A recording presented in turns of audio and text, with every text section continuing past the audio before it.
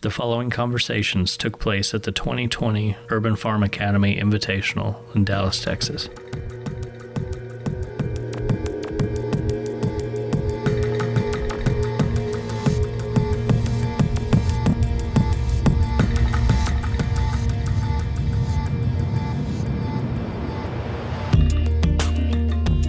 So, good morning, everybody. This is day 3 of the 2020 Bootstrap Farmer / UFA Mastermind meetup. This is the second time we've did this. We've got 2 new people, we've got 2 veterans, and then we got people in various spots around the house also recording. So I thought we would debrief just kind of the whole weekend and see what everybody's takeaway was. So our goal, very similar to last year. Last year was like the test piece that we did this. We wanted to gather everybody in our immediate network in one spot, give each other a chance to confidentially talk about what we're working on and get group feedback, and then just in general have a good time together and record some other sessions. And we did that last year. Drew, you were here for that, and yes, Wythe, you were here for that, and some of the other people that you're going to see from this weekend were also involved. And so it got to a point this year when we had to bring people back. It's like, who do you bring back, and who do we not have room for, and who do we fill these spaces with? So it was a little tricky. So hope we didn't hurt anybody's feelings, but space and time concerns. But let's. I want to talk to you specifically, Drew, for the first little bit, because you weren't here yesterday for the Mastermind group, but you've been here a couple of times throughout the weekend. So from year to year, you coming last year and being able to talk about your projects and then getting that group feedback, what were you able to take away from that? Like what actions were you able to take on it from last year? From last year, I mean, I think just forming the relationships with everyone was probably one of the most important things for me. You know, and there's a lot of the people in the group were here local, you know, so I get to talk to Jeff quite a bit throughout the year. You know, and then even some of the other people from out of town where I feel like I can always reach out, you know, if I ever need something. You know, like I have a feeling like if I tonight on the way home had a flat tire, I could holler at Bedner or, you know, any of the other local people and be like, hey man, I'm in a spot here, and he would come down from Lucas and help me out. And the same thing vice versa. I think that's real valuable. It's even more valuable when you're on the road and you're stuck in the like, right. I need a couch. Yeah, no doubt, right? There you go. Yeah. But I think that the relationships that you're able to form in settings like this are the most important. In fact, we were chatting about that the other night, Friday night. Wythe and I were talking about how you don't really get that same level of relationship building at a conference, you know, like where you're either going to be listening to, you know, random talks, and not that the educational opportunities there aren't good, but, or you're going to be like in a loud, noisy bar, you know, trying to get a few words in with one of the speakers or something. And you just don't get that same level of friendship or relationship building. And I think that's, for me, probably the most important thing that I take away from this experience. Well, that's when we decided to put last year's on, and then learning what worked and what didn't work from last year to this year. The format is this: we invite everybody up, we get a rough count of who's coming, we rent the biggest Airbnb we can find that works out with location and parking, and then enough, or maybe not enough rooms, and, you know, plenty of bathrooms, and we need a big space, a big kitchen, that kind of thing. For sure. So we rent that out, and we pretty much just hung out here all weekend. We had food catered in, we cooked a lot, we had a drink or two, we had plenty of stuff laying around. So we wanted to keep everybody in one spot. It eliminates a lot of travel time. The downside is you don't get to see a lot of stuff, but we were able to facilitate some farm visits for those that wanted to see it. But I think keeping everybody here in a home per se, and giving, you know, breakfast, lunch, and dinner. Yeah. And we have structured times, we have non-structured times. Yesterday's kind of a beat down because we have to get everybody's session ins, but just the opportunity to sit around, not on microphone, and have those conversations is pretty valuable. And that's the other thing I think too. And feel free to jump in, but I think you have a different level of idea sharing too, right? You know, like we were over there talking about how do we grow sweet potato microgreens, or just crazy stuff. But one of those crazy ideas might just work, right? And I think you have a different level of like idea sharing when you're stuck to in a house with somebody for a whole weekend, right?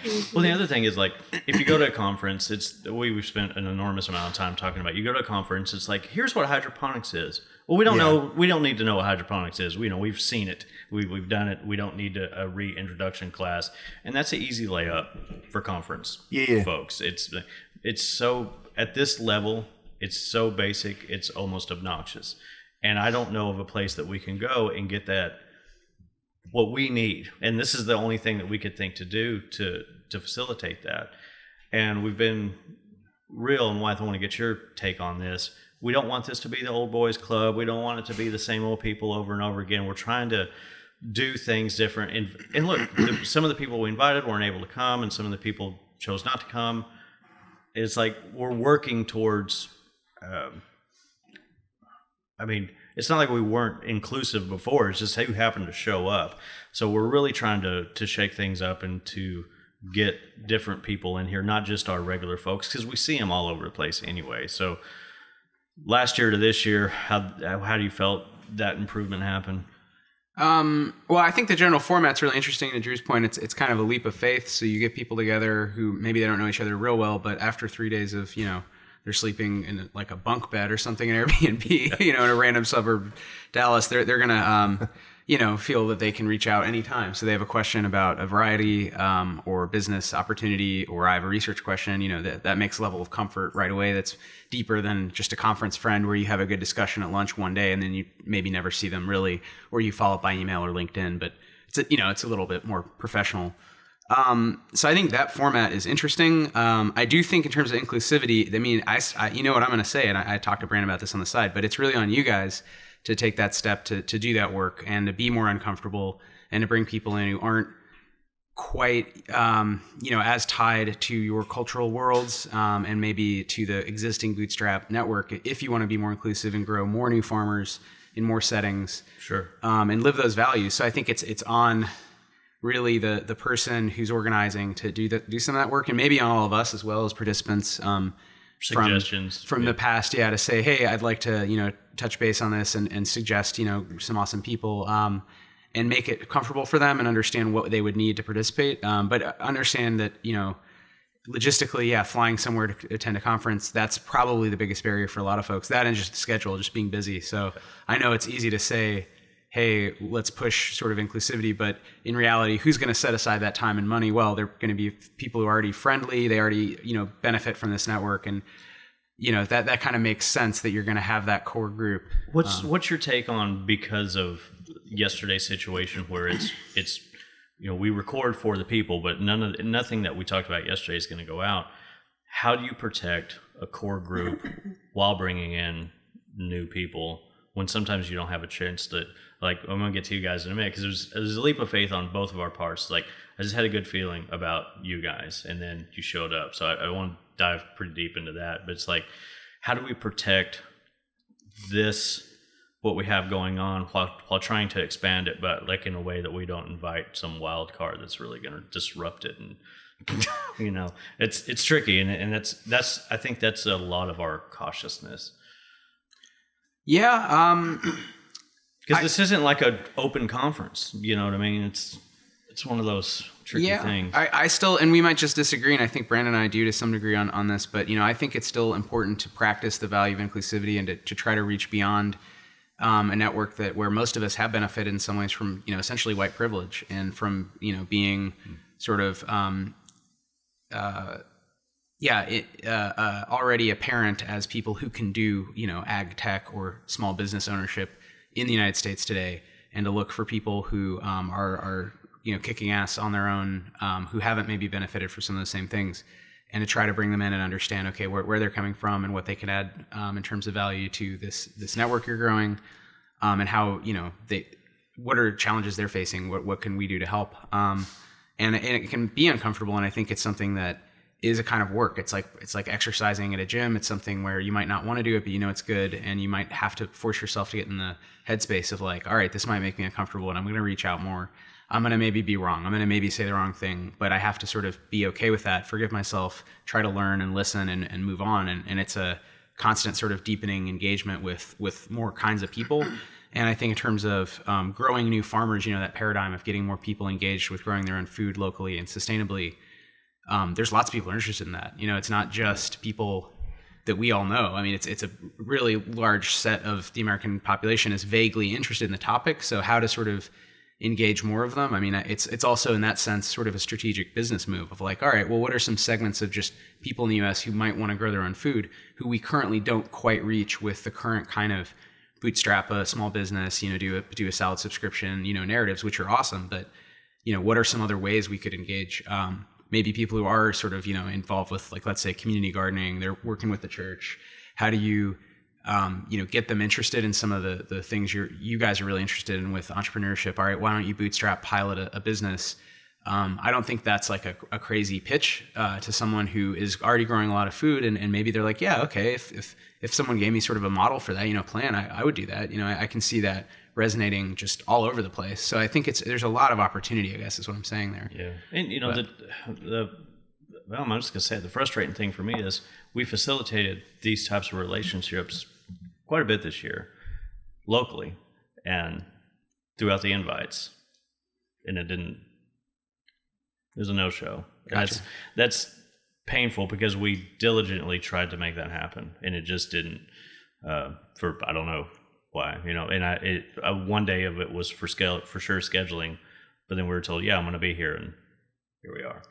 Well, it's always worth maybe just going back to the woodshed with like, all right, let's do a public-facing event that's attached to this, and if you want to do the private events, that's fine, but you could also have a public event that's just super informal meetup just to try to test the waters, get some people out, even for just drinks, buy them drinks, like spend, again, like, it's kind of on you to like, okay, spend that money, create that atmosphere where at least people get to meet each other, and then maybe gauge better, all right, what would be required for more people to feel comfortable diving in deeper with this growing network of kind of like that idea we were kicking around on Thursday about having an initial meetup and then next couple of days. Yeah, I mean, and that's something we're going to play with, and that's why I'm asking this, is because I want to know how we can make this better, not only for our immediate group. I mean, we're all trying to push everything forward. So, but I need help. I need help from you. I need help from anybody listening out here to call me up and go, hey, try this, try that. But don't come out from a soapbox or an attacking situation, because we're looking for constructive help. I know last year, we did a couple of informal meetups, right? There was the one at the at Good Friend, mm-hmm. In East Dallas, and there was the one at our greenhouse before we did the more formal type stuff like this. How were those? Were they successful in your eyes? Those meetups? From a pure number standpoint, we couldn't believe how many people showed up. Yeah, man, that was incredible. And with that, you throw a meetup, and it's like we have to get with the right place. We're not gonna. I can't throw a meetup without talking to somebody and go, do you have the space if 20 to 120 people show up? Because those are the numbers that seemed to pull. That very first one we did is 55 people showed up, and thankfully they had the space, and then the overflow as the night went on. And your place was so big, and we kind of I think we talked, we didn't know if 2 people or 200 were going to show up, and we pulled in like 120, 129, something like that. And that was a great mix, because that was a good mix. That was in your house, that was more with your community. So I really felt like that was the best showing that we had, and that was a little bit more promoted. Through the help of Teeling, through the, we did things quite a bit different that night, and I think it attracted just some curious folks, and that was just a local event that we had. So, but again, I didn't get any follow up from anybody in attendance. So it's also on, if we're going to do things, I need to hear back after the fact as well. I mean, if you want to tell us to go jump in a lake, I mean, I can take it. But if you're like, hey, I really enjoyed last night, let me know when you're going to do another one. That's all it would have took to maybe we can't do it all, kind of thing. Sure. So it has to be a two-way street in some regard. So if you're listening to this and you want to be a part of these things, the people that are here are the people that reached out and put their name on a form, and it was like, we want to play. So that's good for people to hear this now. How do you want that feedback? What does that look? What's the best way? Is it direct messaging you or emailing? That seems to work out the best. Okay. You can email me, but there's so many emails that come DMs. We check every single one, and okay. And then we can see what you're doing too. It's a mirror to like, okay, these people are actually growing, or you can pull up their page and it's just like political. It's not gonna jive, man. Yes. So it's we're actively looking to build this circle. So, and this you're doing a great job. I don't know. Yeah. So, but I'm personally going to ask you to check in with me and go, try this, try that. Yeah, let's make more of a plan. I think last year we talked about it in this setting, and then I'm busy. I'm in another state, and you and I keep up as friends. But then it falls by the wayside in terms of a professional practice of helping Bootstrap Farmer develop a more inclusive model in terms of outreach and really core values. Yeah. So I definitely think that's something we could sit down and talk about, and how to reach out to different kinds of communities. Look through schools, for example, through colleges, and look at different programs and say, all right, let's see, talk to a local professor, see if there's interested students who really want to get into farming, who might want to be professionals. Talk to extension agents and see what's going on in the community. They often know, they often help out. At least people I know in New York, they'll spend their free time still helping, community groups, even though that's not really their job as extension agents.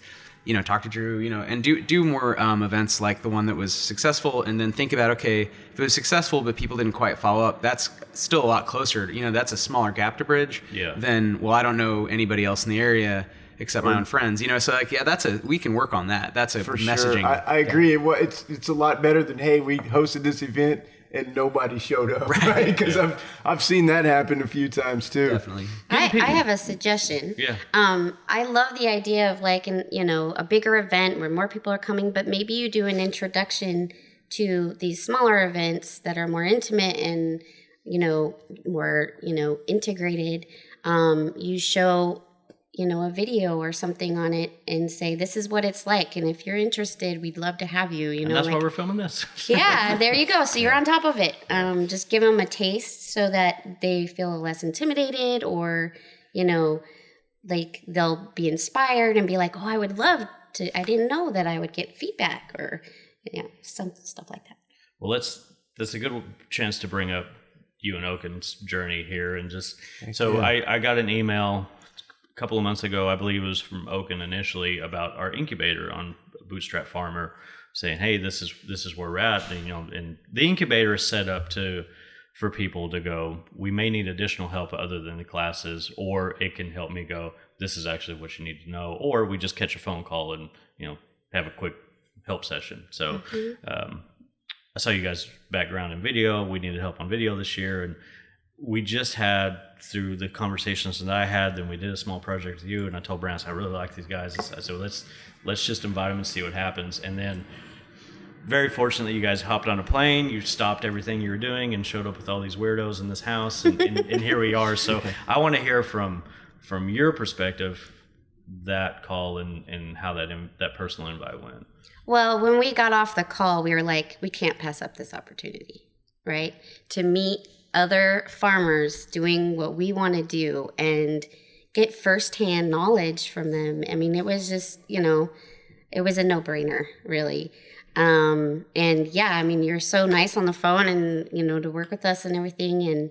And the whole experience too has been so warm in the sense that you don't have to do it, but if you're interested in doing it, we got warmed up to it because we're so not used to talking to other people in front of people about our business because we're so new. Yeah. So it was a very easy, way in. You made it very comfortable for us. Well, it's like we wanted new farmers here because a lot of the conversations we have is how do we reconnect with who we were a few years ago. It's kind of hard after you've been in it for a while to think of those beginning questions that's not in a I've answered this 100 times already kind of mindset. Yeah. So it's nice to have you guys immediately come in. You're working on proof of concept. You're already innately doing some of the things that we love and talk about whenever we're talking about a farm business. So Oaken, just flip that around for him, would you?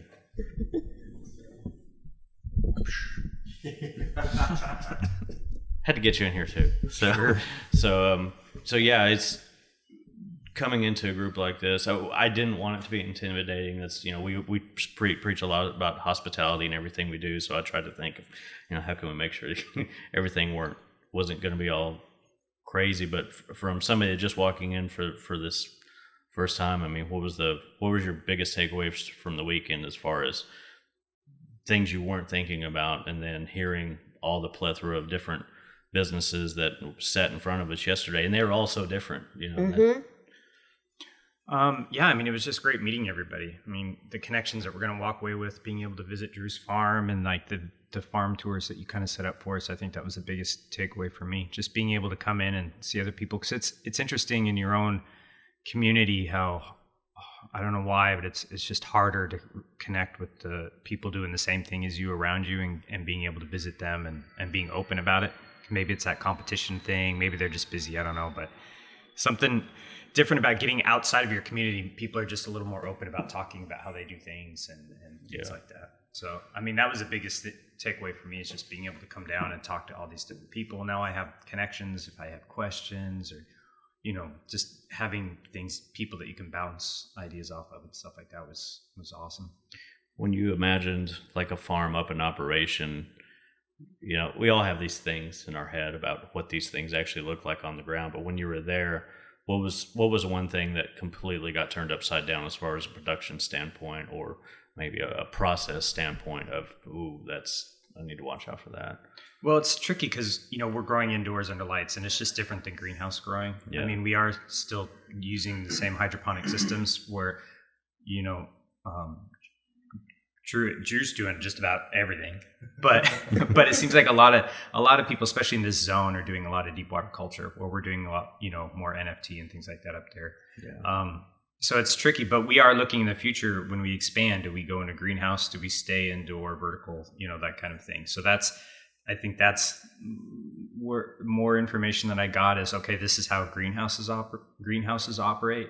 Because we're kind of trying to compare that. We're in zone 5 where we're at, so it's just we have to think about different things as heating costs, and the summers are getting warmer, so air conditioning costs, all these kind of things. So we're trying to weigh that. So it's interesting to see how the greenhouses operate, and it's just different. I mean, we have to keep such a sterile environment in our indoor grow versus the greenhouse. You can let things go a little bit more and have a little more biodiversity, which I would love to have. So yeah, that's what I like about Drew's place, and I also like that he'll quickly tell you what's systems are working and not working. Yep. Right.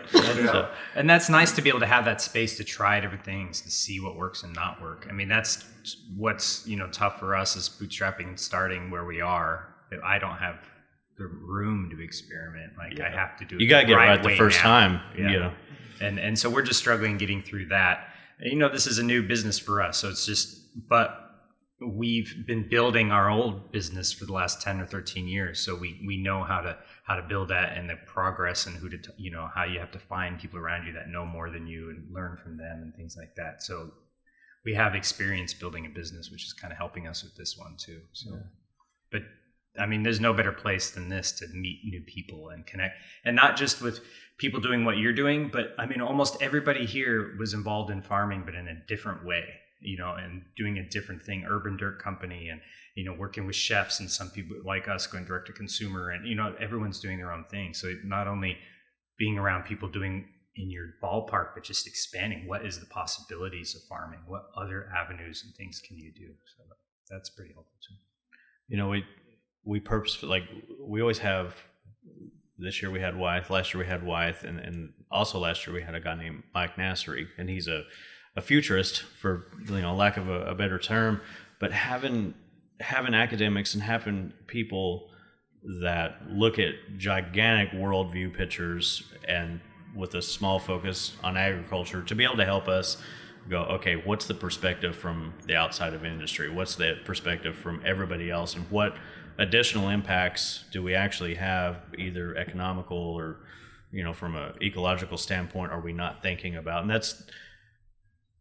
being able to look at the past with you over all these years and then look forward to the future, both with you and with Mike, has been really eye-opening and really one of the most enjoyable things over the last few years that I've got to experience. I might get both of your take on just that, having an outside look, because you Drew, you have to deal with a lot of people not in farming but within health. So with all of that into consideration, we actually have a bigger impact than from a policy standpoint, from a sustainability standpoint, economics. I mean, it's just all for sure related.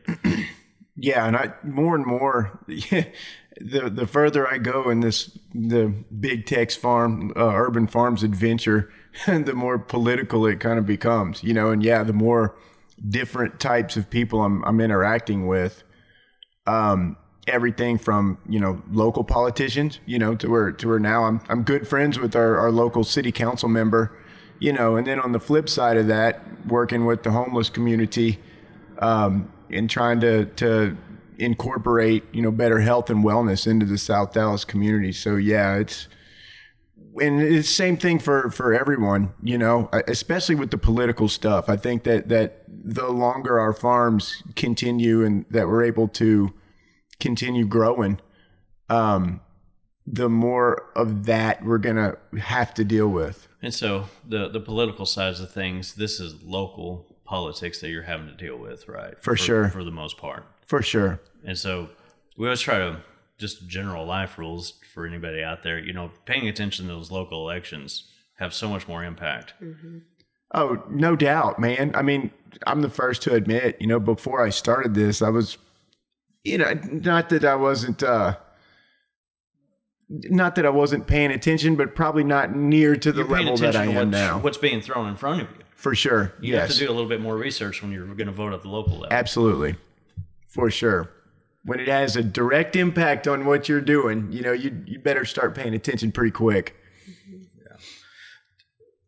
Oh, I really had something that I was going to tee up for you. I could respond to that, I guess.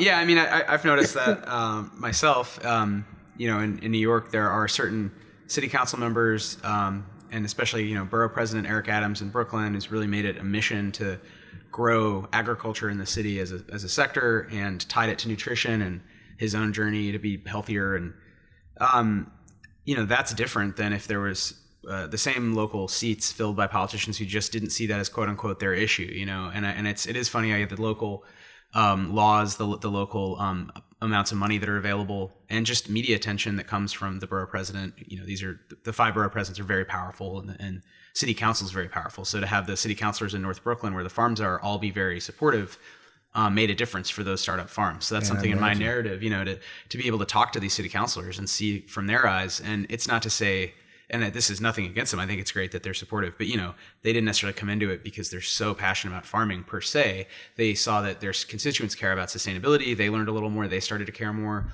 And, most every local politician cares about small business. So that's a good overlap when your constituents want you to talk about sustainability, and there are small businesses saying we're trying to do some new things in that sector. You can come in and say, all right, well, I'm going to be supportive in this way, this way, and this way. But there's always, it's a game to be played, and I've seen that.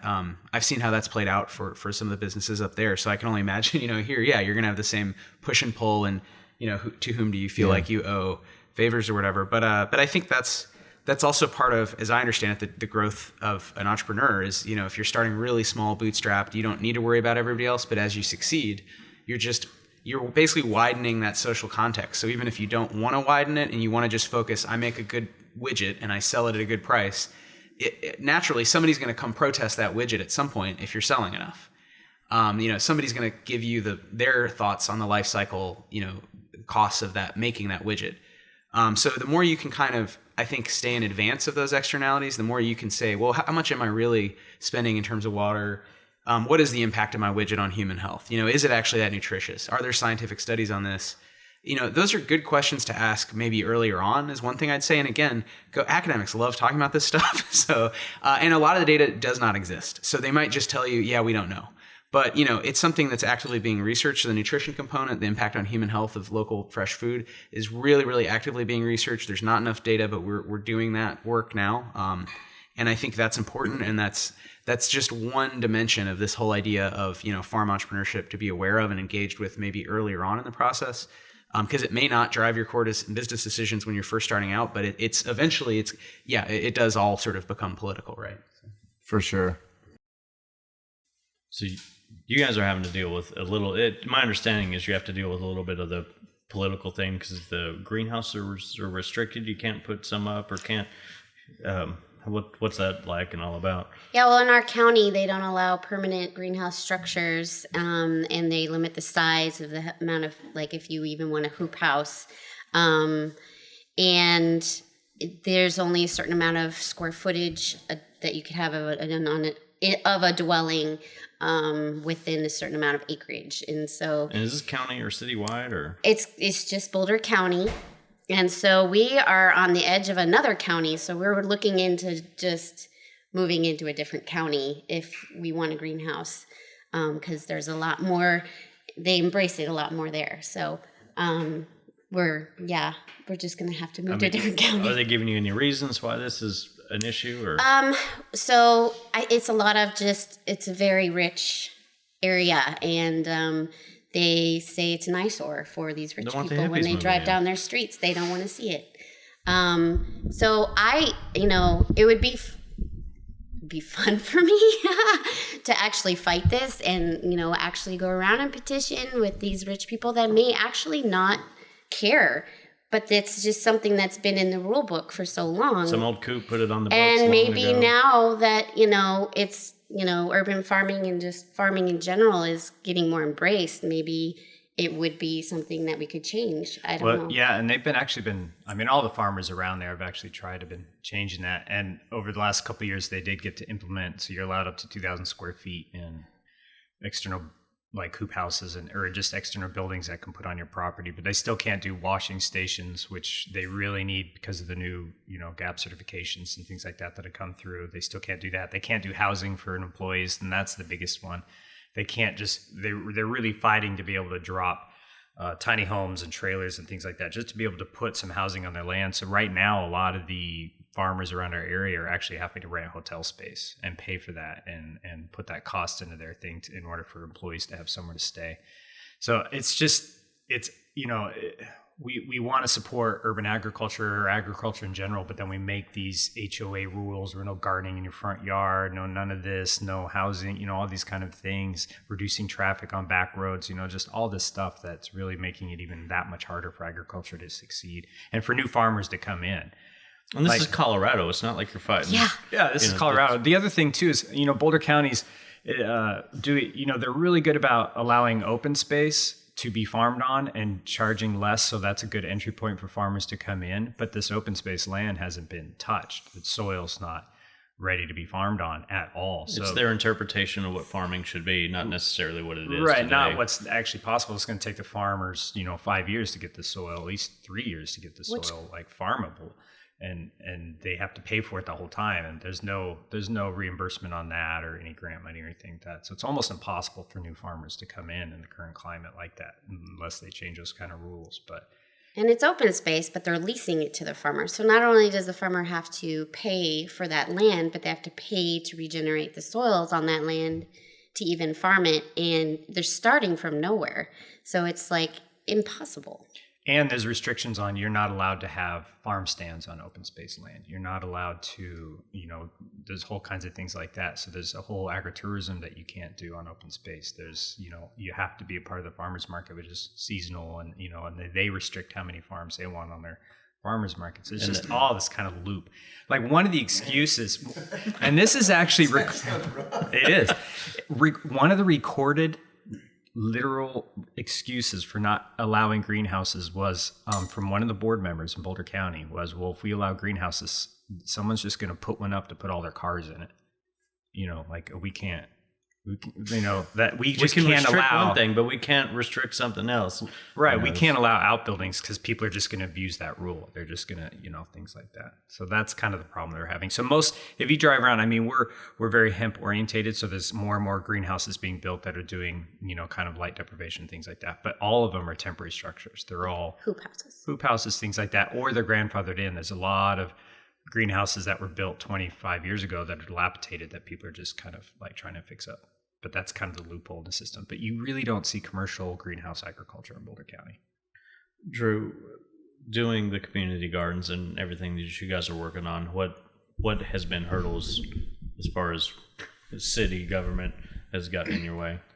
On the community garden level, there hasn't been a lot of issues with that. The biggest issues we've had with the community gardens is getting people off their ass to want to come out and pitch in and do the work. Now, with the Hatcher Farm project in particular, when we went from community garden to actual farm, where we're developing for people who don't know, we're working on developing an actual production farm facility on a former DART, which is our Dallas public transportation. It's a DART lot that we occupied with the Restorative Farms Group, and we're working on developing this vacant plot of land into a production farm. And with that, we've had a lot of issues. It took us forever to even get water to this vacant land. Forever. We're talking about over a year. Over a year. And mind yes. you, it was right there. Yes. The access was 10 all we needed was a tap. Really? Yes, it was right there. All we needed was the city's blessing and a plumber to come and put a tap on, and we had to jump through hoop after hoop after hoop after hoop and red tape, and that's not our department. You need to go talk to this person and that person, and you need to have this kind of plan, an architectural plan for this, and we presented that, and then they're like, oh, no, we need this, not that. And I mean, it was nuts. It was crazy. And it was very clear that the city of Dallas just wasn't ready for this kind of venture to be done in the city. And I know now we've got a good guy on the inside who's working on fixing all that, with Bob Curry, who I know you've met. But he's right up front with everyone. He's like, I need a little bit of time to fix all this, and there was zoning ordinances, and you mentioned, the farmer's market, the seasonality of y'all's farmer's market. It's the same thing here in Dallas. And it's funny because I'm wearing this shirt. Shout out to Good Local Market. But, that's an issue also, that they're limited on how many times that a farmer's market can happen in a calendar year. Well, it also naturally constricts. There's not a gigantic portion of the population that actually goes to farmers markets. No. It's Saturday mornings. It's hard for folks. And You're right. It's Yes. not mass market selling opportunities. You're right. Absolutely. Yeah. And I mean, for somebody like myself or other people who work almost every weekend year round, your opportunities to go and shop at a farmer's market is very minimal, very hard. So that's another issue there. Well, let's just see how restrictive we can get. Wythe, what's it like in New York City? Yeah. Yeah. Places?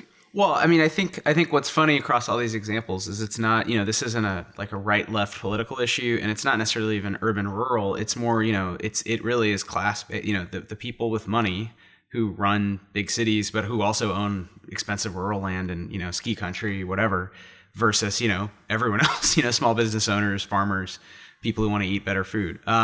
So yeah, I mean, in the city, for example, there have been, New York City's been this world leader in terms of urban gardening, which other people, not me, have written really great books about. That goes back a ways, but that was always just with no support, just against the will of the city entirely until very recently. And even now, it's more that there's a kind of détente. The city's not actively raising gardens, which, was Giuliani's idea, which they should all just be destroyed and developed. Despite, numerous socioeconomic, reports, studies showing how they provide all this value. People want green space in a big city full of concrete and glass. It's nice to have some plants, even if it's not a production farm. So One thing that the startups that I focus on, they benefit from is the idea that they're quote unquote creating jobs or bringing economic value that is more visible to that class of sort of very money focused person who's really running the city. The other thing that Drew touched on is just deep institutional momentum. So, you have people who've been doing it a certain way forever and passing down that knowledge. And again, it's kind of regardless of their politics, it's just the way the city functions. So Department of City Planning, the people who make the zoning laws, they have a set, they have a mindset about these laws. They're 100-year-old laws. New York City pioneered zoning, and that's not, they're not taking into account that things change over time, really. They're not that open to change. So it was very funny in their initial meeting, all the commercial startups got together and proposed this bill that would have been essentially a comprehensive urban agriculture plan. It was backed by this council member who's very supportive in North Brooklyn. And it went before, city council, city hall, and a lot of the urban community gardeners felt left out. So that was one tension, which is very palpable in the room, but everyone's on the same side of we need more resilience plans and we need to include urban agriculture in them. So that sort of wasn't really the problem there. But the main tension was just with the city. So the DCP, it comes down to city planning to change zoning laws. And they just sort of said they didn't want to do that work. It's like, it's too much work. So instead, it's still up to 10 different agencies to approve a commercial farm. And if you're an urban gardener who's just doing it as a community project, you really have to do it as a guerrilla project and then hope that it works out. So similarly, there's an MTA lot in Long Island City near where I live.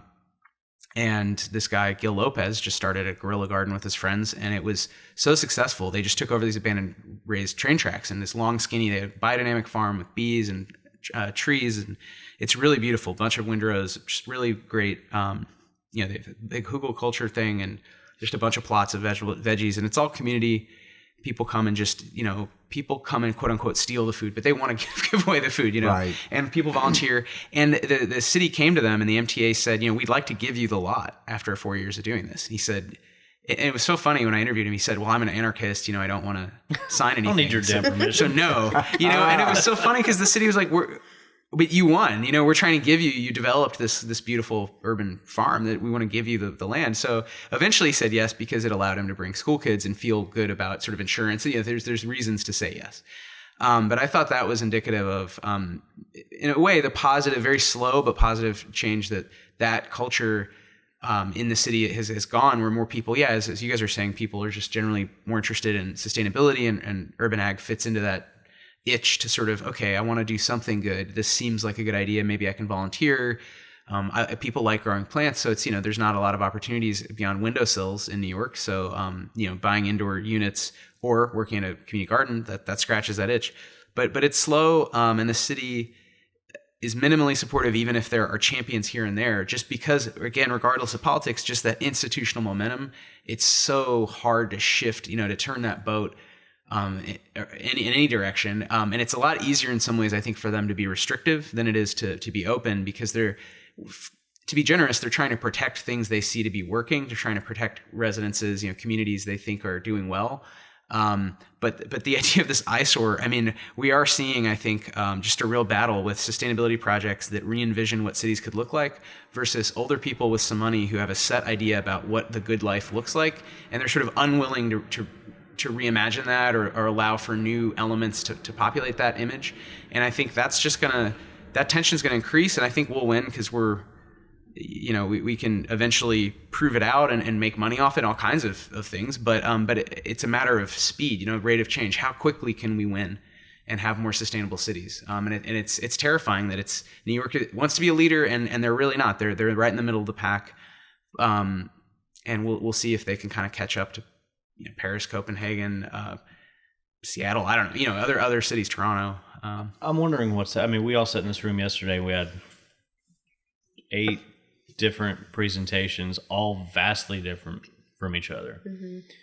And it seems like in your case in particular with the hoop house debacle, that policy is not keeping up with the change of not only how we grow, but how we distribute or service our clients across the board. What did you feel yesterday outside of your own was the most unique sales opportunity, either from a product or a service? and then maybe let's all run that around the room about whatever you, and I'm going to do this for each of us. So what did you find most intriguing as far as this is a great idea for a business, and then maybe kick some ideas around of what they're having to come up with as far as hurdles to get over to go, this may be new, but it's something, it's in demand, it's something people want. I was really inspired by the culinary gardening, within urban areas, because I think that's a really great segue for the population to start thinking, oh, we could be farming everywhere, and even in this urban development. And so that kind of spurred some inspiration for me on how to because a lot of what we're doing is not only for our own business and stuff like that, but I want to elevate the education around farming and healthy eating and being local, eating local foods. And I just, for sales for our business, not necessarily, because we're not going to go out and do the culinary gardening, but maybe we could champion that for someone in our area. I'm not sure. The funny thing about Piper's business is there's a clear homeowner versus chefs, gardens, hotels, Corporate. Restaurants versus the corporate campuses. They all serve such completely different needs, and they all have their own challenges, whether that's infrastructure or P&Z or the HOA going, yes, you can do this in your yard that you own. God, I hate HOAs. I cannot imagine some. Yeah. Can you imagine getting a knock on your door? Somebody be like, "I don't like the color of your door. Get the hell out of here with this." No kidding. I can't deal with that. Yeah, please do. The other thing too, I think that what Piper's doing is important, is that it's changing people's perspective of what's pretty or whatever. I mean, this whole, landscaping plants that have beauty, but plants that you eat or not. And I think that even ties into the issues we have in Boulder County and stuff. People want local food, they want to eat healthy and all that, but they don't want to see it. Farming's a dirty business. You have piles of compost, you have chickens and you have pigs, you have all this kind of stuff. It's like, well, we want the local urban farm, but we want it all quaint. We want the romantic red barn version of it and things like that. And that's a lot of what Boulder County, they won't have an issue with a farm as long as it's got some agritourism, it's pretty, it's got sheep and, all these kind of things. And it's just this perception of what's pretty and what isn't, what's allowed and what isn't. And I think of changing people's perception, and they get more and more used to seeing plants and things like that give you food around their city, on that block, on that corner. They see it more often and things like that. Then they'll get a little more used to it, and we'll be able to have more urban farming and things like that. Because I think it's just like a visual aspect to it too, and using not just pretty flowers, but mixing things in there too that are also life-giving and things like that, and just letting people see it more and more often. I think right now with culture being what it is, we're going to throw out the disruption word, so we can check that off our conference bingo card. But hotels are getting disrupted by Airbnbs, which we're sitting in. Transportation is getting disrupted by more and more light rail and that kind of thing, and Uber and Lyft. And restaurants are getting disrupted sometimes internally with their own chefs, with pop-ups, and food trucks have certainly changed the landscape of how people are not only envisioning food, but just how they live and get around. So it's if we're able to now put these plants into somebody's face, or put something that used to be in a stew now in a drink, or instead of gathering at a restaurant, now we're gathering at a farm. It's nothing but opportunity for us. And for naysayers, they'd be like, well, you either make money farming or you make money doing events. There's a lot of people out there doing both, and it's to the benefit to not only themselves and their business, but the community. And by the way, the people that own their loans at the bank and everything else. So, it really ties into giving the community something to go and learn and experience, and then become a future customer. And I think farmers have to do that too. They have to diversify. You have to be able to do lots of different things in order to make that income. And even that is an issue right now. A friend of mine, organic farm, in our area is only allowed 6 farm-to-table dinners in their summer, in their season. That's it. How the hell? It's restricted. Yeah, crazy. They're because it's I don't know why they restrict it or how this works, but they share open space land on. So they have half of their land they own and half of it's open space. It's right next to each other. They grow on the open space, but their farm stand is on their land, which they're able to make work. But I mean, that's very rare for farmers to be able to own land next to open space and be able to do that. But since they're sharing with open space and all these other regulations, they're only allowed to have these, community events where people come in a very limited amount of time without getting, they're trying to get extra licensing and talk them into doing that. But yeah, 6 dinners, that's it. They're only allowed to have 6. I just don't understand the mindset of every other business and country out there or company is allowed to have diversified sales. I mean, your orthodontist. Oh, by the way, you can get your frames here too. That's diversifying income. Home Depot is a conglomerate of a bunch of diversified buildings. It's a grocery store is a dairy, a butchery, and nowadays, clothing store, and get shoes and get your car batteries. Everything's diversified. I don't know why some people rail against, well, if you're a tomato farmer, you better only grow tomatoes. It just doesn't make sense to me. Yeah, I even know another. Sorry, one more. I also know another farm that's based on agritourism where they allow kids to come and they're trying to really push the education aspect. They got shut down 2 years ago because someone just complained that the bathroom wasn't qualifying or the quality that they wanted. So they basically had to do a Kickstarter campaign to try to afford the money to update their bathroom so that they could reopen again. I mean, just all these things. We want all this stuff, but we want it to the level or this preconceived notion of where we want it to be. Like, then you can't have. We're not allowed to travel to that destination. It seems right. It's a perception issue. I think perception just needs to change. Yeah, I mean, I was going to say that, but Drew, you were about to. No, go ahead. All right. Drew's over there shadow boxing. He's pissed. Yeah, well, that's crazy. I mean, yeah, restricting the number of dinners you can have is crazy. I mean, I totally agree with what Oaken's saying. I think it's about, like we'd say, vision or imaginary. So people have this idea of farms as, pastoral and agrarian, and for some reason focused on a couple of things that have stuck in people's heads for various reasons. That in one article I read called the yeoman farmer myth. The idea of the small family farm where there's like 10 sheep and they make cheese and they grow some cabbage and that's it. But here in the real world, it's 2020 and there's sprawling urban, peri-urban, complexes and different kinds of land use. And it's just, we live in a different world where, you need diversified streams of income and people are shopping differently, going to events differently. So to try to summarize it quickly, I think one of the thing that I thought about the most yesterday was just this question that came up with Wispy Greens and especially with Jeff and Profound Foods, which is, what would it look like for smaller producers of food who are all doing events and growing great food to work together as collectives? What does that food hub of the future look like that can compete or quote unquote disrupt a different model where people are just growing a lot of one thing and shipping it all across the country or from northern Mexico or southern Canada or from wherever, Chile. I mean, if you think about what we're trying to disrupt, if we're talking about local food, is just that idea of big farms that grow one thing. So we're talking about local farms that are smaller, growing a range of things and also having events. So how do we support that sort of bigger shift?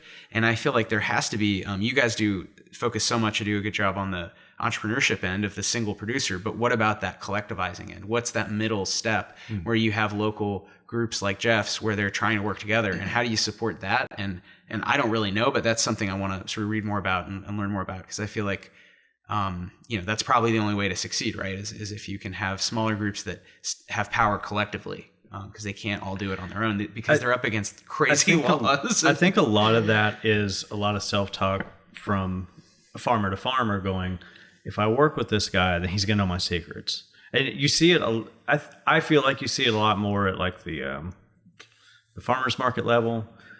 You start hearing chatter. There's so much. It's like anything else. It's just fucking high school all over again. So like, I can't believe this person is going to do X, Y, or Z. Sell the tomatoes cheaper, or come in and have a fancier booth, or they accept credit cards and they're giving money to the credit cards. And it's like, just can we just? We're all in this together for a reason. It drives me absolutely bananas. The competitive sort of. And the idea that somebody that's growing differently than you is just committing complete blasphemy. Is just, I think it's my eternal complaint.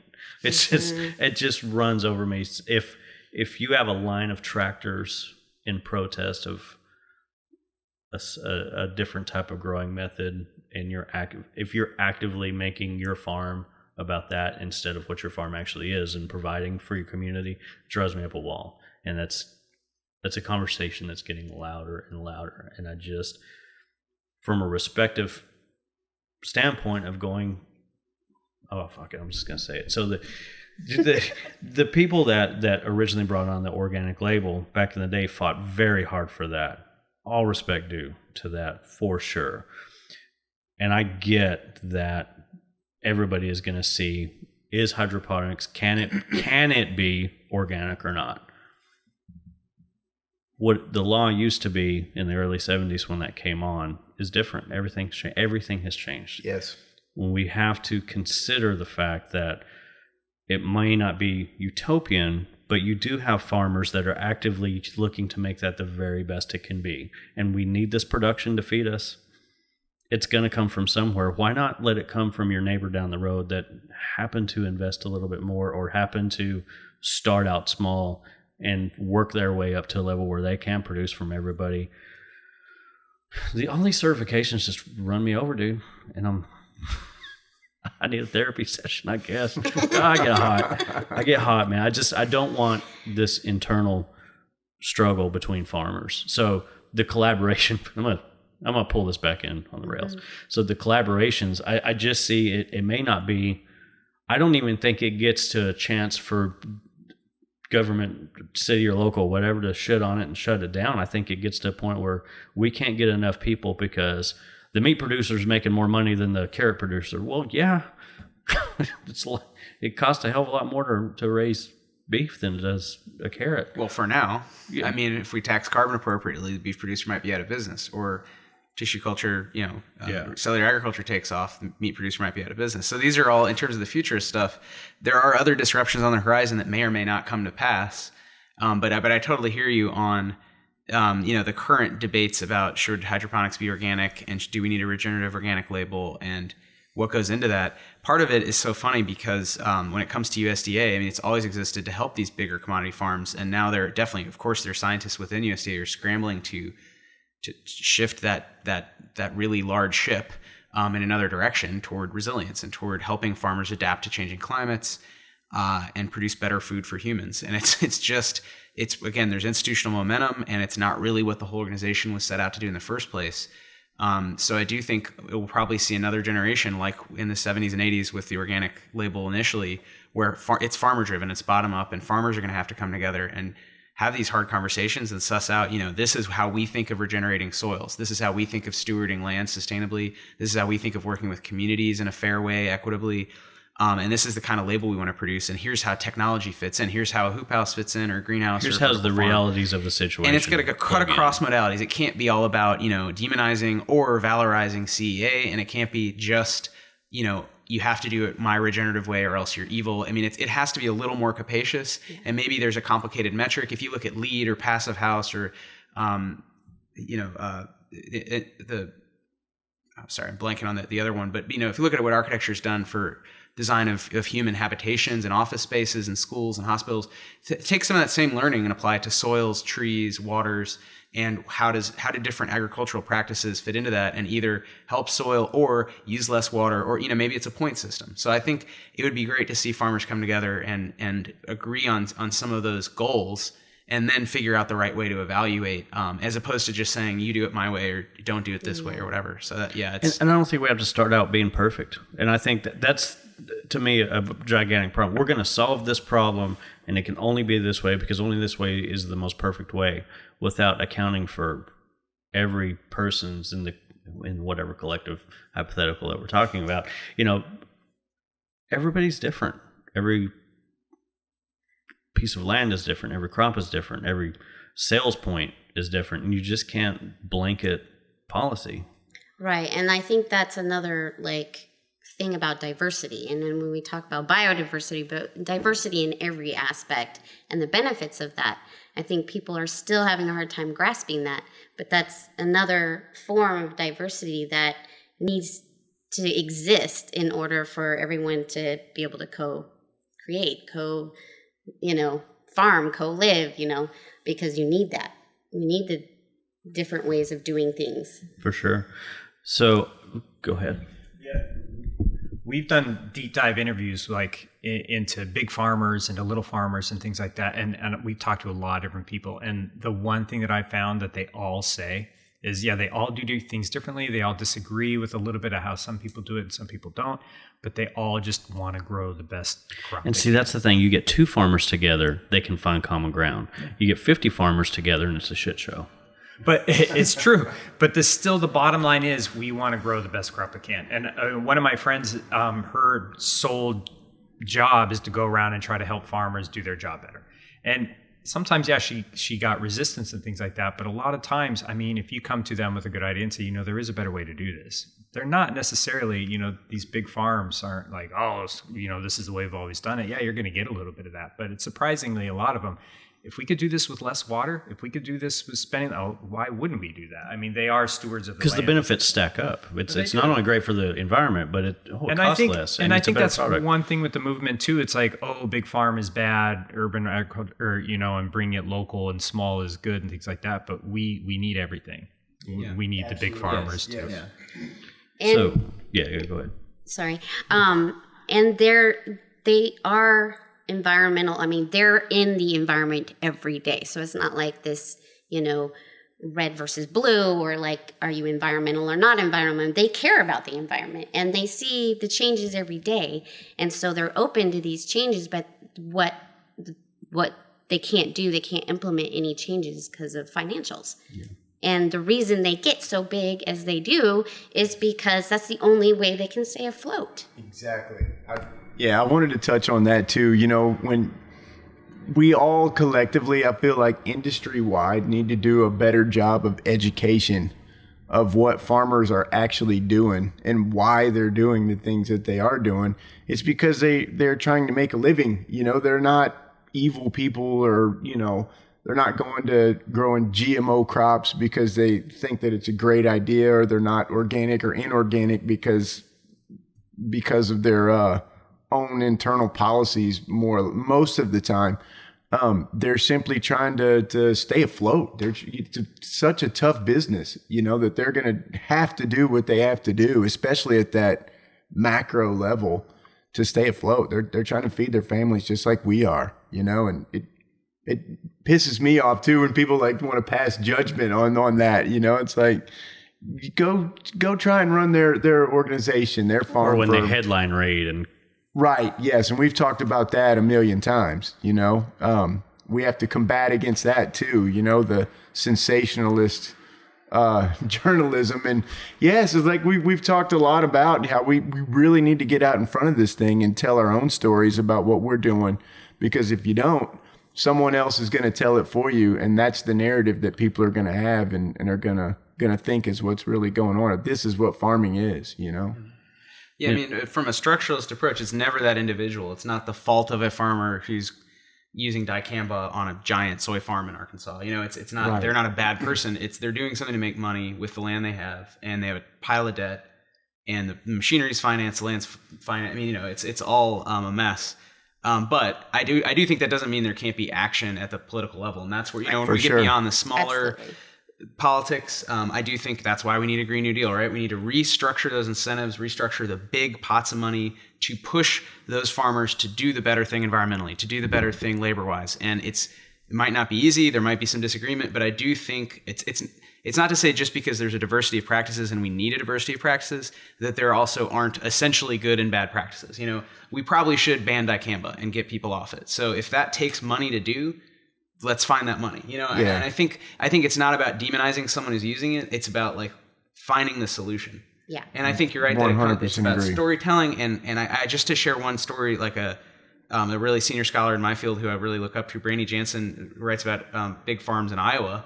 And she writes about these farms that are, or maybe this is on a panel sheet. So maybe it's not her work, it's someone else's, but But anyway, as a panel she was on, there was this farm in Iowa where the marginal land they were giving to new farmers who wanted to farm regeneratively because they couldn't. It didn't fit the turning radius of their harvesters. Their commies. So it's they had land and they wanted to do the right thing. And these are guys growing corn for.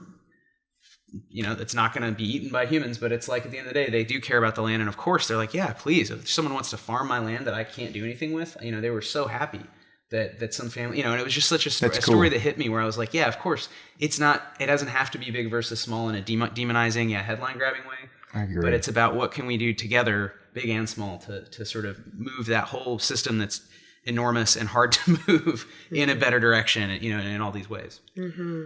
I want to talk a little bit about, and I'm going to put you as proxy. I love it. For Tyrone. Tyrone was traveling today, wasn't able to be here. So to go on record, Brandon and I's and Bootstraps and Urban Farm Academy, our mission is not to say hydro or soil or this or that. The only thing that we're truly passionate about is making sure that small farms, small family farms make it without doing detrimental damage, to their immediate surroundings and the environment. So with all that being said, we've talked a lot about the opportunities for entrepreneurship to come into some of these community garden aspects and to some of these lower income aspects. I love what Tyrone's doing because he has a very small farm. He's impacting a lot of people in a significantly low income area, and he's doing that through selling some of the plants, also by giving away some of the plants. And then the most important thing for me is passing on some of these skill sets when people are coming out and back into the world from being incarcerated, and then using those skill sets to go work at a number of places. I loved when him and I had that talk that day about all the places that somebody could go after leaving his seedling farm, whether that was to a nursery or to Home Depot or Lowe's at the garden department, or going to work for a landscaper, or going to work from a farm, and any of the farms that we're talking about here today. So I just want to get your perspective because you're really close to that, and I want your take on how entrepreneurship can affect low income and what a lot of people would run as a nonprofit. Okay. Good questions there. Number one, I think it has the potential to be so beneficial. I mean, in particular, in an area like where I'm at in South Dallas, which has been, a depressed area for a very, very long period of time. But it's also hard because in a lot of ways we're asking a whole lot of people who may not necessarily have ever had any kind of training in that type of thing, an entrepreneurial field. You're also asking them to produce for a lot of people that has never said, "Ooh, I want this." Exactly. And then we're asking them not only that, then we're asking them to do it in a field that's so darn hard to begin with, right? I mean, farming is very tough. It is a tough line of work. It's a tough line of work to make it work. So all of that is collectively against us, so to speak, but the upside of it has a chance to change so many lives and literally transform an area, a neighborhood, if we can figure it out, so. And that's the thing. It takes figuring out. It takes time to figure it out. We can't be critical. And getting back to another point, I think that being able to diversify your income is so vital, especially in projects like Hatcher, where maybe it's going to take having a separate division where we sell the raised planter beds, to homeowners, or we may need to have some agritourism. And I think that's great. You know what I mean? Like, we're employing people, we're putting local food out into the community. What's wrong with that? I think that's wonderful. And I think it's probably necessary, at least in the short term, maybe forever. in projects like this. And I think that's something that people need to be aware of. It's like, this is a really tough line of work. Yeah, you might have to have some showtime built in as well to make it. But again, the upside of it is well worth it. You're going to be able to impact the community. You can change people's consciousness with these kind of projects too, to where now people are seeing vegetables growing and they're thinking, man, I should eat that more often, or in the health and wellness side, you can kind of start to change people's perception of where their food comes from, and you can change people's lives. So even the introduction to some of these business concepts and opportunities for somebody just getting released that, look, they paid their time, right? Right. Hey, act like you've been here before.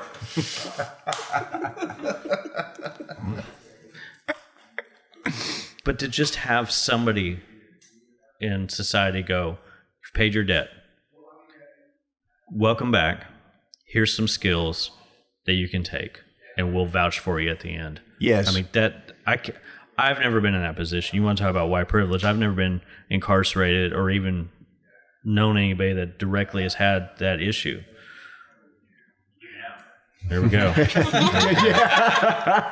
And just so we're clear, I haven't asked a whole lot of questions about his deep, deep background. Yeah. But it's like,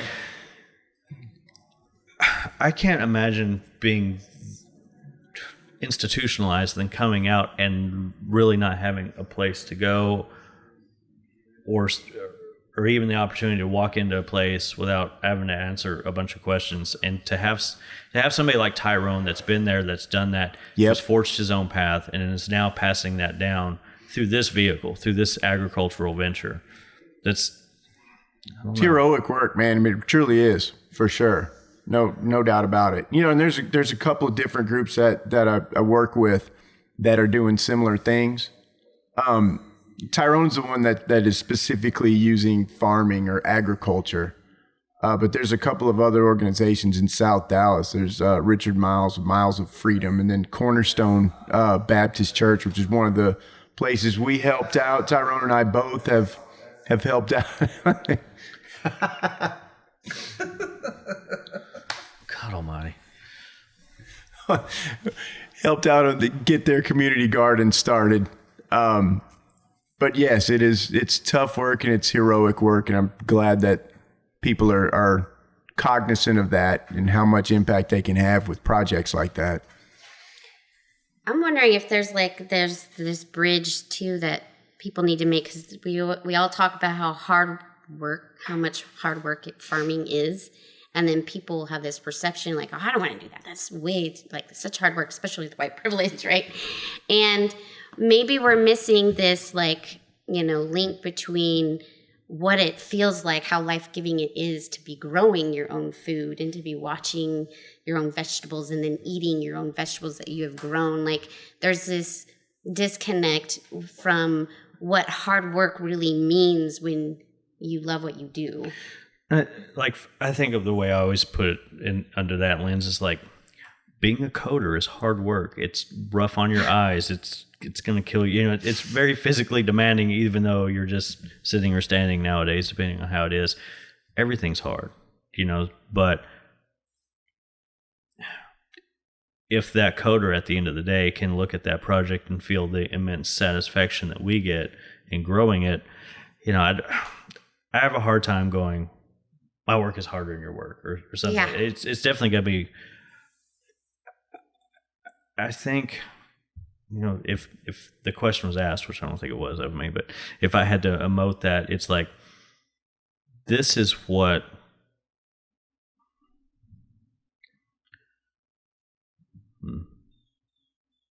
this is a deep rabbit hole. Uh-oh.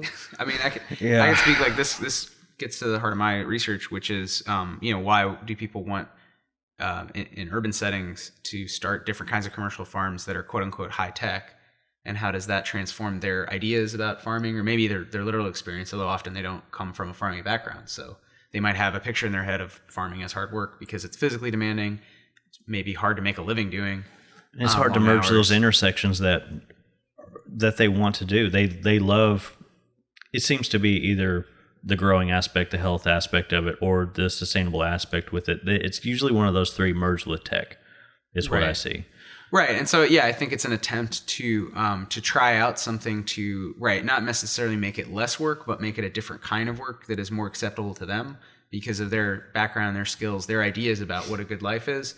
And fair enough if you look at, a lot of farms are just struggling to stay afloat, whereas, often people who are doing tech work, they associate that with kind of at least stability, if not, kind of excelling sort of socially and economically. So I think it sort of makes a common sense to say, all right, well, we'll try to take the good things from one and plug them into the other and see what happens.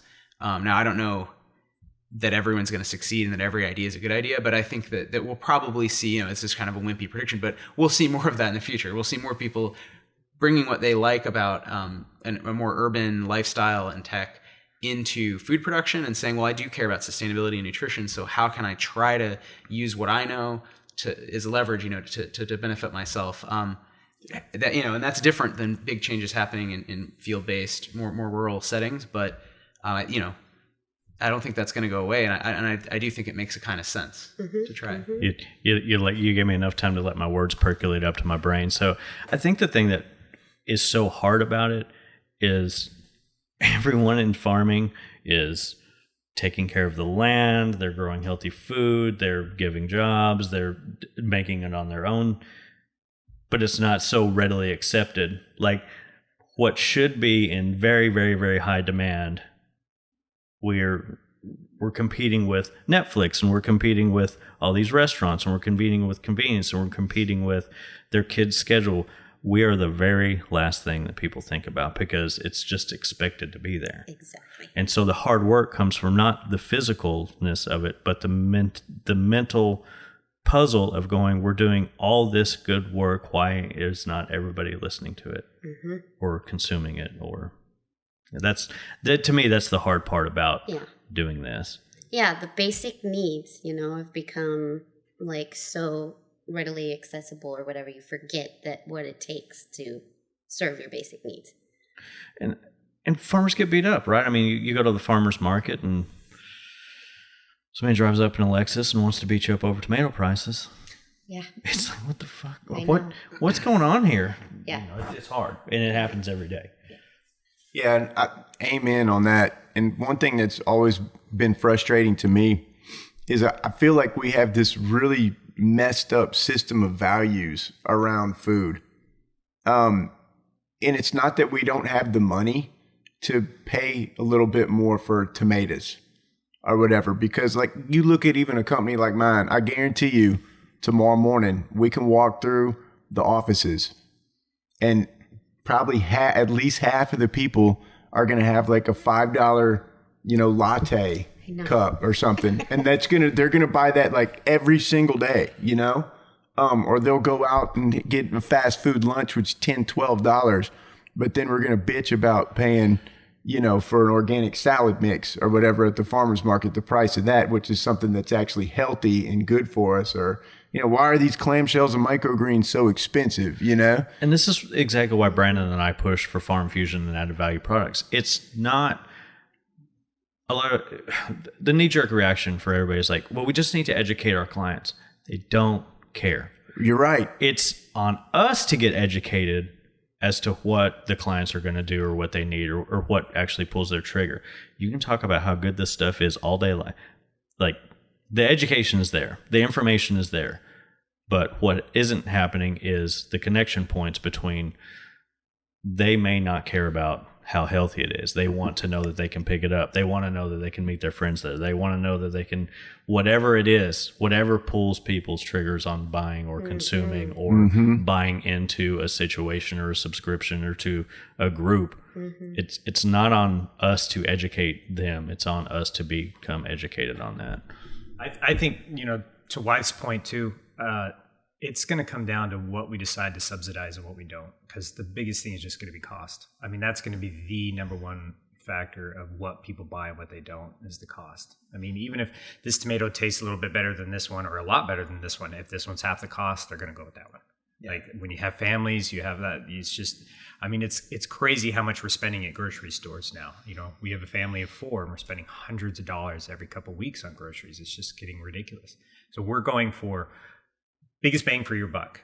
How much vitamin can you get? How much fresh food can you get for the lowest price? Which, I mean, I think that's what it's going to come down to. What do we subsidize or what do we don't? I mean, I think that's just going to be the biggest thing. No matter how much communication or how much we try to sell stuff, it's how much does it cost? Well, I think as we're talking to our clients or potential clients, or we're talking to the media and we're being that brand ambassador for the industry at that particular time, we have to remember not to judge the public too harshly, because we all have vices. We all have vices, right? So if we're gonna talk to somebody in any form or fashion, any communication device, and we're going to, from a soapboxy standpoint, go, well, the community isn't eating healthy because of this, that, and the other, but we're going home and doing something that somebody else in the community might think is bad, right? Like, I watch too much Netflix. So who am I to pass judgment on what somebody's going to eat? Right, yeah. We really shouldn't get tied up in the judgmental mentality of it all. I mean, and it's the same thing with like restaurants, you know, like farmers provide to restaurants, but people go spend hundreds of dollars for one meal, you know, at a really nice restaurant to eat like a really wonderful tasting dish, you know, that's beautiful and all this, but then you spend that same amount for a whole week's, you know, amount of groceries. And it's just this, you know, comparison that people are making. It's an unfair. It's night and day. Yeah, and I think it all goes back to that idea of, you know, not judging individuals, because we're all guilty of, you know, not being conscious all the time of all our biases and, you know, weird decisions, and, you know, exactly, we all have vices and stuff we know is essentially bad, but we're gonna spend $5 on that latte or have that extra beer or whatever it is. You know, and I think it's all about structures, you know, so it's like, all right, let's take the individual out of it and look at why are these behaviors in this society rewarded, and let's say they're healthy. You know, we can look at models where it's working differently in another region or another country and say, oh, they've incentivized something differently and people seem happier with that decision overall, and how could we get to that point? Or we can look at what's not working and say, what do we want to change? And oh, sorry, I'm blanking. I had a really good example in mind. Okay, come back to it. No. But I agree exactly with what you're saying about. I do have an example that I was thinking about in Canada. This idea, this one small island that it was a cod fishery, and when the cod fishery collapsed, you know, they've had to rebrand the whole community. I mean, these people had no other source of income, and they've become a center of sustainable tourism, and really rethought, you know, what can you do with some natural beauty, you know, a nice little island, but not a lot of development, not a lot of money. And one thing they came up with that I thought was so cool, their economic development company headed by this really pioneering woman came up with this idea of an economic nutrition score. So it's like, you know, you have your nutrition label on your food that says what's in it scientifically from a nutrition science perspective, you know, what are the sugars and the fats. It has a list of, you know, weird words often, and people fight about that label. But what if you had one for the labor that went into it and said, all right, how much of this product was made using fair labor locally? How much is made even in your country versus how much was made somewhere else? How long did it take to get to you? Just some basic things. And it doesn't stigmatize. It's not saying therefore it's good or bad, but just giving you some info. And I thought, you know, and it's something I never thought of. I saw it at a conference called Burton in New York, a food conference, and I just thought it blew my mind to just think, like, why isn't that knowledge on everything? Why is that secret or hard to know? And what would that transform if you gave people a little more knowledge about their behaviors, that creating those feedback loops without judgment or saying you're bad or you're good, but just saying, hey, you're spending a lot on this food. Here's how it's grown. That's really great. But think about the work that went into that tomato at the market. Also, it was a lot of hard work and a lot of art and science. It's an opportunity to make a better decision, which most people, if given that knowledge, would. Yeah. I mean, when it comes down to it, the consumers ultimately have the power. So, like, you know, that's also where policy is driven and everything else. I mean, it's the consumers and the demand of the consumers.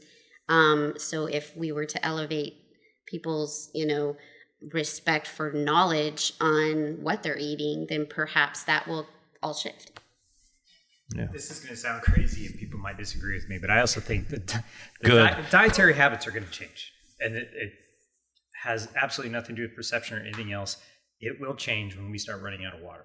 In 40, 50 years, things that take a ton of water to grow, meat and beef and things like that, they're going to get expensive. Dietary changes are going to happen. We might go more towards, chickens or whatever, things that take less water. We can figure out how to grow plants with less water, but we can't figure out how to grow meat with less water. That's just not going to happen. I mean, I just think 40, 50 years, people's diets are going to change whether they want to or not. So let's start getting used to it. When you see it with plant-based meat and with the claims about cellular agriculture, which there's no products in the market, but yeah, absolutely. People, that is, Good Food Institute, which is kind of the lobby for that movement for plant-based meat and cell-based meat, as opposed to fully growing a cow that takes 1,000 times more water. Their whole idea is X plus Y equals 100. So how can you meaning really X plus Y plus Z, whatever solutions you want to come up with, how can we move completely away from some practices that just take a ton of resources toward practices that take fewer resources? And without, saying it has to be this solution or it has to be that solution, or consumers have to do this, or this is good or bad, just saying how can we lower the amount of water and the amount of land we use to get some of the foods we like, and really trying to support that vision. And again, I think if you frame things that way, it's not about demonizing a choice. It's about helping people see what their options are. Mm-hmm. Well, we gotta switch recordings. So thank you all for indulging me in this. And this is, again, but to circle back to why we started, just having the opportunity to sit down with other people in our field, but yet doing different things and getting new perspectives. I think we all learn. I mean, having both of you guys in my life for a very long time, and now hopefully you guys, it's just, you make me think of harder things that I wouldn't know how to push myself against. You've opened the door to so many opportunities of things I wouldn't have considered otherwise, and it's made me a better person having you guys here. And I'm eternally thankful for you guys always being so open and sitting down and having these chats and then allowing us to share it. So Yeah. I love you. Well, thanks for organizing these awesome, real. Yeah, talks. really. We It appreciate wouldn't it. happen without you. We Thanks know for this coming. isn't easy. We know it's not easy, so we thank you for sure. Learned so much. All right, well, let's get after it. Thanks, everybody.